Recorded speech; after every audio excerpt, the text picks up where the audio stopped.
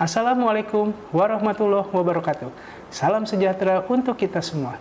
Perkenalkan, nama saya Rizky Muhammad Eka Marsa Sajat, SHMH, dosen Universitas Buana Perjuangan Karawang yang berhome base di program studi Ilmu Hukum, Fakultas Hukum, Universitas Buana Perjuangan Karawang. Bidang keahlian saya adalah hukum perdata. Beberapa mata kuliah yang saya ampu berkaitan dengan bidang ilmu hukum perdata. Salah satunya adalah mata kuliah hukum perdata. Mata kuliah hukum perdata ini terdapat di semester 2 dengan bobot 3 SKS. Mata kuliah hukum perdata mempelajari serangkaian aturan dan norma hukum yang mengatur hak dan kewajiban antar individu atau badan hukum dalam masyarakat.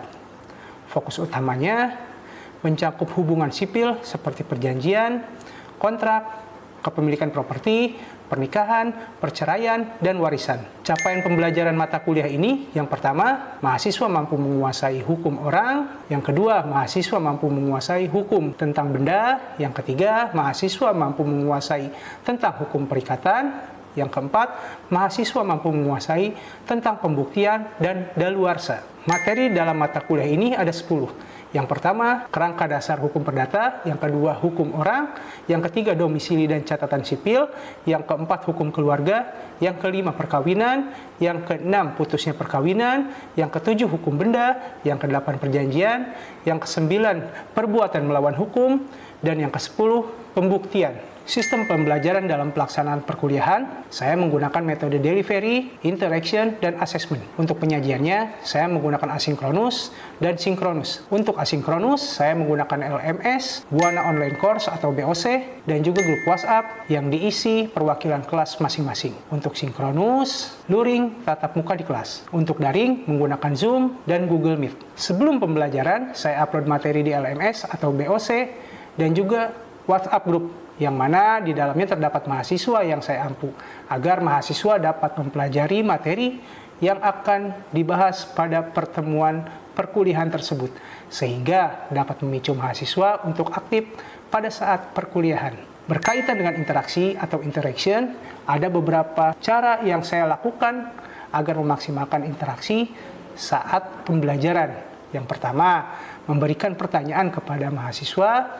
Yang kedua, membuka forum diskusi. Yang ketiga, pemberian kuis di akhir pertemuan. Berkaitan dengan asesmen atau penilaian, saya menyesuaikan dengan komponen yang diterapkan oleh universitas, yaitu kehadiran 15%, tugas 20%, UTS 30%, UAS 35%. Berikutnya, saya akan menampilkan video pembelajaran mata kuliah hukum perdata. Assalamualaikum warahmatullahi wabarakatuh. Waalaikumsalam. Gimana semuanya sehat? Alhamdulillah. Ya, pada sore hari ini kita bertemu kembali teman-teman di perkuliahan hukum perdata ya. Yang mana pada hari ini di dalam perkuliahan hukum perdata ini kita akan membahas hukum perjanjian. Nah, di pertemuan sebelumnya kan kita sempat bahas itu terkait materi hukum benda ya. Ya, karena pada hakikatnya itu benda ini diatur di dalam hukum perdata. Karena benda ini menjadi objek di dalam perjanjian atau perikatan seperti itu. Pada pertemuan hari ini saya akan jelaskan dulu capaian mata kuliah ya atau CPMK. Itu di CPMK 3 ya, yang mana CPMK 3 ini memiliki tujuan mahasiswa mampu menguasai tentang hukum perikatan. Kalau kita berbicara hukum perdata atau materi yang akan saya bawakan hari ini terkait hukum perjanjian, yang mana di dalam hukum perdata itu perjanjian itu sifatnya harus mengikat secara hukum. Ya, seperti itu. Sifatnya harus mengikat secara hukum. Ya, dan selanjutnya ada sub dari CPMK-nya, yaitu sub CPMK 6, di mana mahasiswa mampu menjelaskan dan memahami tentang hukum perikatan, baik perikatan yang bersumber dari perjanjian maupun perikatan yang bersumber dari undang-undang. Ya, jadi perikatan itu ada dua sumber, teman-teman. Yang pertama itu bersumber dari perjanjian, ya. Selanjutnya bersumber dari undang-undang, seperti itu. Di materi ini kita akan sama-sama diskusikan atau sama-sama bahas terkait pengertian perjanjian, apa sih itu perjanjian gitu ya. Terus juga syarat sah perjanjian itu apa sih, kan gitu ya. Terus juga ada asas-asas dari perjanjian itu sendiri. Kalau kita berbicara perjanjian itu berasal dari bahasa Belanda yang berarti overeenkomst. Selanjutnya dalam bahasa Inggris perjanjian itu biasa dikenal atau biasa kita sebut dengan agreement. Pasti teman-teman pernah mendengar istilah agreement ya. Apalagi teman-teman yang memang sudah pernah melakukan perjanjian-perjanjian seperti perjanjian kontrak kerja atau perjanjian ya teman-teman misalkan sebagai pebisnis gitu ya. Ada perjanjian dengan rekan bisnisnya kan seperti itu. Kalau kita berbicara bahasa Indonesia itu perjanjian itu berarti kontrak. Ya, kontrak. Teman-teman pasti sering mendengar istilah kontrak kan ya, seperti itu ya. Selanjutnya ada pengertian dari perjanjian atau definisi dari perjanjian. Menurut 13 KUH Perdata, perjanjian itu suatu persetujuan. Kalau kita berbicara persetujuan itu berarti kan harus ada kesepakatan, kata setuju dari pihak-pihak yang melakukan perjanjian itu. Kan seperti itu ya. Nah, suatu persetujuan adalah suatu perbuatan dengan mana satu orang atau lebih mengikatkan dirinya terhadap satu orang lain atau lebih. Berarti harus ada lebih dari satu orang ya. Bagaimana mungkin kita melakukan perjanjian atau persetujuan tidak ada pihak lain ya. Kan pasti harus ada pihak-pihak lain yang memang terlibat di dalam perjanjian itu sendiri gitu kan. Selanjutnya ada definisi perjanjian menurut para ahli hukum. Yang pertama itu menurut Prof. Subekti ya, perjanjian adalah suatu peristiwa di mana seorang berjanji kepada seorang lain atau di mana dua orang itu saling berjanji untuk melaksanakan suatu hal. Ada hal yang dijanjikan di dalam perjanjian itu ya. Nah, dari peristiwa ini timbullah suatu hubungan antara dua orang tersebut yang dinamakan perikatan, mengikat sifatnya secara hukum. Yang kedua, menurut M. Yahya Harahap ya, memberikan pengertiannya, perjanjian adalah suatu hubungan hukum, kekayaan atau harta benda antara dua orang atau lebih. Ya, jelas di sini dua orang atau lebih, berarti kan lebih dari satu orang. Seperti itu ya, yang memberikan kekuatan hak pada satu pihak untuk memperoleh prestasi dan sekaligus mewajibkan pada pihak lain untuk menunaikan prestasi. Ada prestasi yang harus dipenuhi oleh pihak-pihak yang melakukan perjanjian ini. Seperti itu. Perjanjian sah dan mengikat adalah perjanjian yang memenuhi syarat yang telah ditentukan oleh undang-undang. Ada syarat-syarat yang harus yang harus diindahkan oleh para pihak yang melakukan perjanjian ini. Tidak bisa serta-merta melakukan perjanjian begitu saja. Ada syarat-syarat yang memang oleh undang-undang itu sudah diatur, teman-teman. Karena kita berbicara perjanjian di dalam hukum perdata. Nah, ini ada syarat sah perjanjian, teman-teman. Ya. Bisa dilihat di sini menurut pasal 1320 KUH Perdata, suatu perjanjian sah apabila memenuhi 4 syarat. Yang pertama ada kesepakatan. Adanya kata sepakat antara pihak-pihak yang melakukan perjanjian. Ya, pihak pertama, pihak kedua, gitu kan, dengan pihak-pihak selanjutnya. Adanya kecakapan. Ini merupakan syarat subjektif dari perjanjian. Selanjutnya ada suatu hal tertentu dan suatu sebab yang halal. Ya, objeknya jelas di dalam perjanjian ini. Itu kan merupakan salah satu dari poin suatu sebab yang halal. Nah, ini merupakan syarat objektif, ya. Barangnya jelas apa yang dijanjikan, ya. Hal-hal yang menjadi objek yang dijanjikannya itu jelas apa gitu. Yang pertama, kesepakatan. Kalau kita lihat di sini itu kata sepakat itu kan tidak bisa hadir dari hanya satu pihak saja, ya, harus ada dua pihak, ya. Termasuk teman-teman ketika misalkan melakukan suatu perjanjian kontrak atau sewa menyewa, itu kan harganya itu harus disepakati dulu, ya. perjanjian jual beli, harganya harus disepakati dulu oleh si penjual dan oleh si pembeli gitu. Kalau harganya belum disepakati, itu tidak akan terjadinya perjanjian. Selanjutnya ada cara bagaimana mengutarakan kehendak gitu. Yang pertama, ada bahasa yang sempurna dan tertulis. Klausul ini secara tertulis, ya. Di sini ada yang pernah membuat klausul perjanjian mungkin? Ada? Ya, pasti kan klausul-klausulnya harus jelas ya, tertulis, dijelaskan harus jelas, terperinci gitu loh. Yang kedua, bahasa yang sempurna secara lisan. Ya, bahasa yang memang tidak membingungkan, ya, tidak membuat bingung dalam artinya. Terus juga bahasa yang tidak sempurna asal dapat diterima oleh pihak lawan, ya, walaupun bahasanya tidak sesuai dengan KBBI yang benar mungkin ya, tetapi pihak-pihak yang ada dalam perjanjian itu harus mengerti apa sih isi klausul yang ada dalam perjanjian ini gitu. Terus juga ada bahasa isyarat. Nah, asal bahasa isyarat ini dapat diterima oleh pihak lawannya, bisa dimengerti dalam artian diterima ini. Terus juga diam atau membisu tetapi dipahami atau diterima pihak lawan, nggak apa-apa. Bisu gitu, membisu nggak apa-apa asal dipahami. Esensinya itu kan yang penting sama-sama memahami isi perjanjian itu antar pihak-pihak tersebut ya. Yang kedua ada kecakapan. Kecakapan adalah kemampuan menurut hukum untuk melakukan perbuatan hukum atau perjanjian. Di dalam pasal 1329 KUH Perdata menyatakan bahwa setiap orang adalah cakap untuk membuat perikatan jika oleh undang-undang tidak dinyatakan tidak cakap.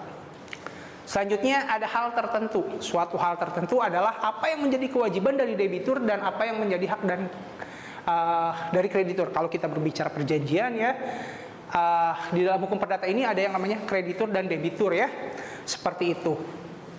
Jadi suatu hal tertentu ini yang menjadi kewajiban dan hak antara kreditur dan debitur. Kreditur mempunyai hak dan kewajiban, debitur mempunyai hak dan kewajiban gitu kan.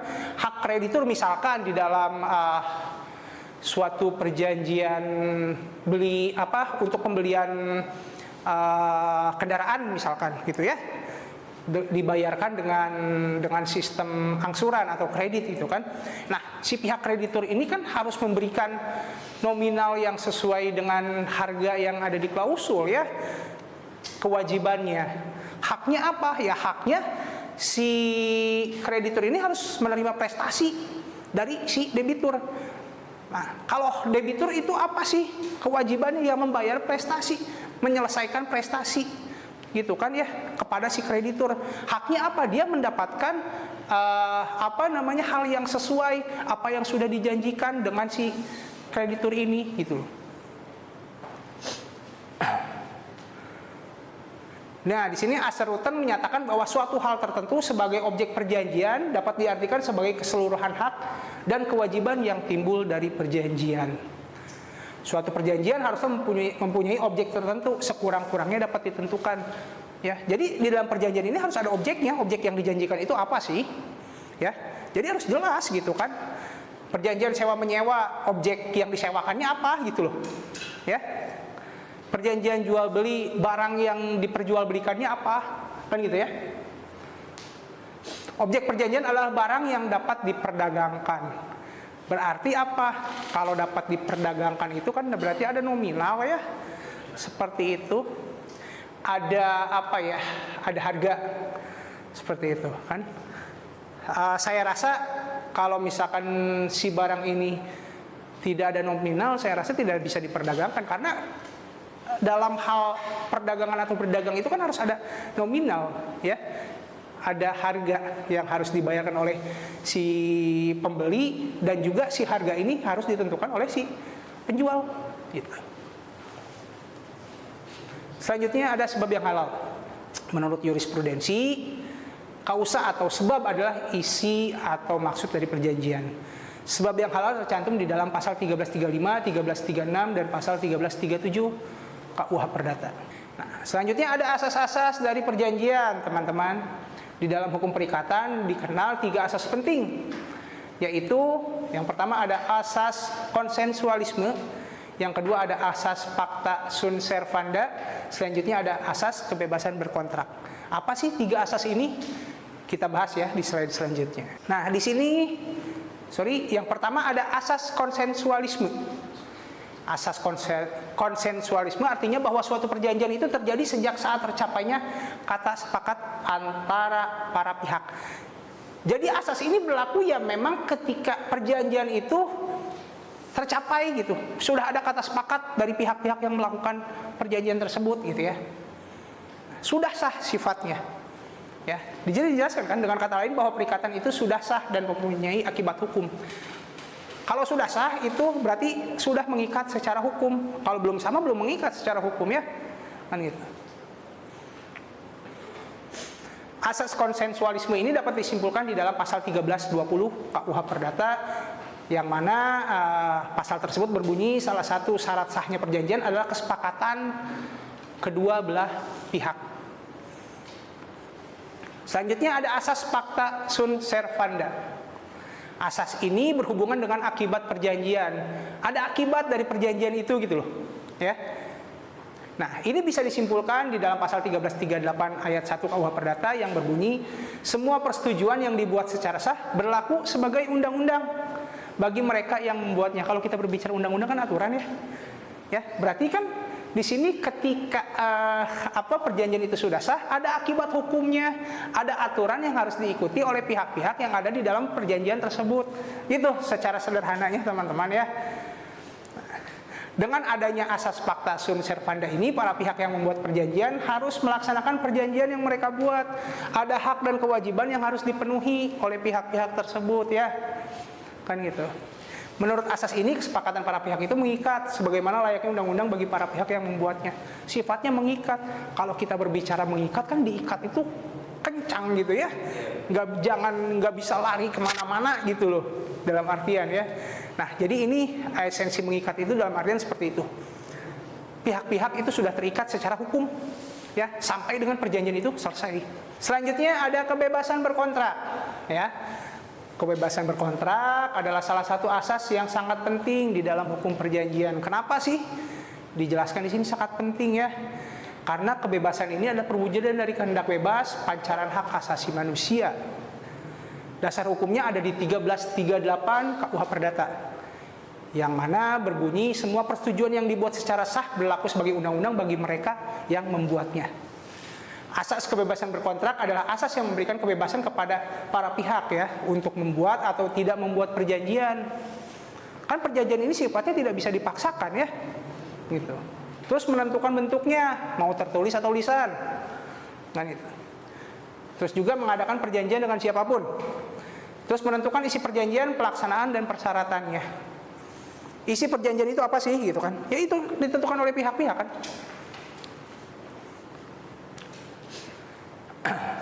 Ada asas itikat baik. Asas ini dapat disimpulkan dalam 1338 ayat 3 mengatakan bahwa perjanjian harus dilaksanakan dengan itikat baik. Ya. Kalau kita berbicara perjanjian itu tidak boleh atau salah satu pihak yang melakukan perjanjian itu tidak boleh dipaksa atau diintimidasi ya. Nah, asas ini yang berlaku kan memang harus dilaksanakan dengan itikat baik. Ketika ada salah satu pihak merasa diancam, diintimidasi atau dipaksakan, berarti tidak ada itikat baik dong di situ. Ya, seperti itu gitu. Asas itikat baik ini merupakan asas bahwa para pihak, yaitu pihak kreditur dan debitur, harus melaksanakan substansi perjanjian. Selanjutnya ada asas kepribadian. Asas ini menentukan bahwa seorang yang akan melakukan dan membuat perjanjian itu hanya untuk kepentingan perorangan saja. Dasar hukumnya ada di 1315 dan 1340. Di dalam pasal 1315 KUH Perdata menyatakan ya, pada umumnya seseorang tidak dapat mengadakan perjanjian selain untuk dirinya sendiri. Ada kepentingan kan sebetulnya ya di dalam perjanjian itu untuk dirinya sendiri ya gitu.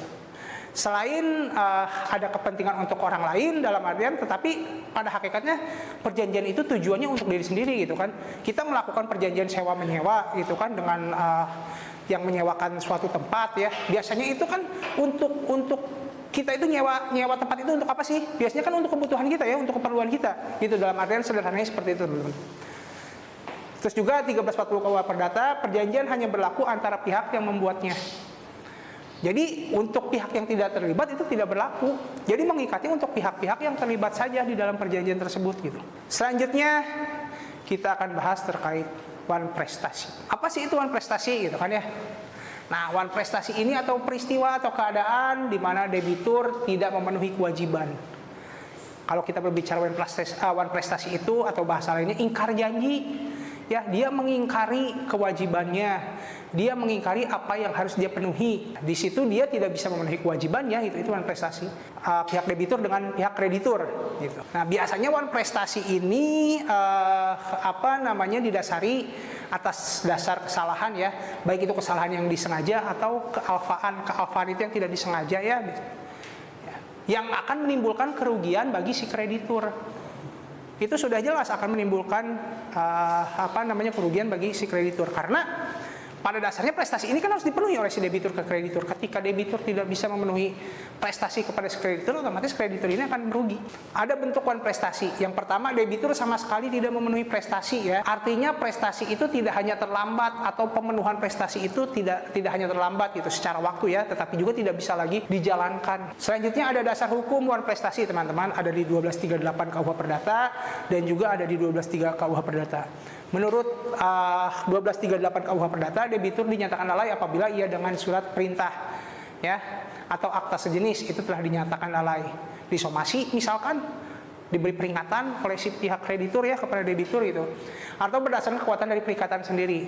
Ialah jika ini menetapkan bahwa debitur akan harus dianggap lalai dengan lewatnya waktu yang ditentukan. Selanjutnya ada penggantian biaya ya. Penggantian biaya, denda, bunga gitu kan ya, karena tidak dipenuhinya suatu perikatan. Itu merupakan suatu punishment dari dari si debitur ini ketika tidak bisa memenuhi prestasinya kepada si kreditur. Tuntutan atas dasar wan prestasi. Yang pertama, kreditur dapat meminta pemenuhan prestasi saja dari debitur. Jadi kreditur meminta untuk diberesi saja gitu kewajibannya ya dari si debitur gitu kan. Yang kedua, kreditur dapat menuntut prestasi disertai ganti rugi kepada debitur. Ini bagaimana isi klausul di awal dari perjanjian antara kreditur dan debitur ya gitu. Selanjutnya, kreditur dapat menuntut dan meminta ganti rugi saja, misalkan membayar bunganya saja gitu kan ya. Selanjutnya, kreditur dapat menuntut pembatalan perjanjian. Jadi perjanjian itu dibatalkan gitu. Kreditur dapat menuntut pembatalan disertai ganti rugi. Ya selain pembatalan perjanjian, debitur juga harus membayar ganti rugi ya, merupakan bunga, denda dan segala macamnya. Nah, sampai sini ada yang ingin ditanyakan terlebih dahulu dari teman-teman mahasiswa terkait apa yang sudah kita bahas pada sore hari ini? Ya, silakan Riki. Baik, sebenarnya terima kasih atas kesempatannya. Terkait tentang materi hukum perjanjian yang tadi sudah disampaikan, itu baik dari pengertian perjanjian atau penyusunan perjanjian dan asas perjanjian. Ada yang ingin saya tanyakan Pak? Ya, silakan. Apa saja faktor yang menyebabkan suatu perjanjian itu menjadi hapus, batal ataupun berakhir secara hukum? Batal secara hukum ya. Ya, jadi menurut 1381 KUH Perdata itu tidak sah secara hukum itu karena misalkan ada cacat hukum ya. Ada cacat hukum, ada pihak-pihak perjanjian salah satu pihak yang memang belum cakap secara hukum gitu kan, atau adanya dalam artian hal-hal yang menjadikan bahwa si debitur itu tidak bisa memenuhi prestasinya gitu, seperti itu ya. Oh ya, silakan. Siapa namanya? Doli. Ya, silakan Doli. Ngomongin perjanjian, saya ingin menanyakan apakah sebuah perjanjian itu bisa dibatalkan secara sepihak tanpa adanya persetujuan dari pihak lain? Bisa. Ketika perjanjian itu cacat hukum, pihak-pihak yang melakukan perjanjian itu persyaratannya tidak memenuhi secara hukum gitu. Jadi perjanjian itu bisa batal secara sepihak. Seperti itu. Ya, sama-sama. Ada lagi? Kalau tidak ada pertanyaan lagi dari teman-teman mahasiswa, kita akan kuis ya. Kuis di sini saya akan memberikan 2 pertanyaan ya, teman-teman. Gitu kan ya. Untuk untuk kuis ini. Yang pertama, pertanyaan itu, apakah perjanjian lisan itu sah?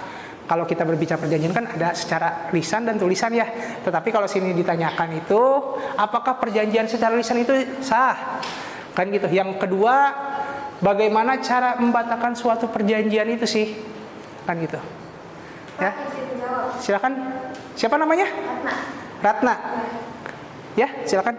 Hukum tidak bisa mengatur asas konsensualisme, artinya perjanjian sudah mengikat sejak terjadinya kesepakatan meskipun hanya lisan, namun perjanjian tertulis jauh lebih aman untuk alat bukti di pengadilan. Ya, jadi kalau kita berbicara jawaban yang bagus dari Ratna ya. Jadi kalau kita melihat ke pertanyaan nomor 1 ini, apakah perjanjian secara lisan itu sah? Jadi menurut asas konsensualisme itu sudah sah secara lisan ya.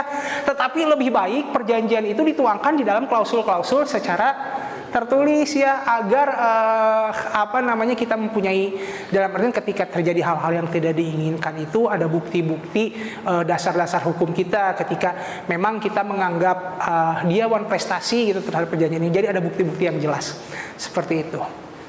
Pertanyaan nomor 2, ada yang mau menjawab? Saya Pak, izin menjawab. Siapa namanya? Saya Muhammad Zain. Oh iya, Zayan. Silakan Zayan. Bagaimana cara membatalkan suatu perjanjian itu? Perjanjian dapat berakhir jika adanya kesepakatan dari kedua belah pihak, kemudian jangka waktu dari perjanjian itu sudah berakhir, kemudian dari tujuan dari perjanjian itu telah terjadi atau telah selesai, dan terakhir itu ada putusan dari hakim bila mana ada terjadinya kasus wan prestasi. Oke, terima kasih jawaban yang bagus, Jayan. Jadi perjanjian ini bisa batal, atau cara dari membatalkan perjanjian ini ya, tadi yang dijawab oleh Jayan itu harus adanya putusan hakim ya, atau perjanjian ini batas waktunya sudah selesai ya. Ya, kalau batas waktunya sudah selesai yang terdapat di klausul perjanjian itu, ya perjanjian ini sudah selesai, dalam artian ya batal itu kan sudah tidak terjadi lagi perjanjian antara pihak yang melakukan perjanjian tersebut gitu ya. Terima kasih Jayan ya. Oke, itu teman-teman pertanyaan kuis ya, yang mungkin ini akan berpengaruh terhadap nilai teman-teman ya. Ya, ini menjadi salah satu komponen nilai yang nanti saya berikan di akhir pembelajaran mata kuliah ini ya. Seperti itu teman-teman. Nah, selanjutnya ada tugas ya. Setiap minggu saya harus memberikan tugas kepada teman-teman ya dalam perkuliahan. Nanti teman-teman silahkan buat klausul-klausul perjanjian ya. Silahkan buat klausul perjanjian terkait, contohnya misalkan seperti perjanjian kontrak kerja, perjanjian sewa menyewa, perjanjian jual beli.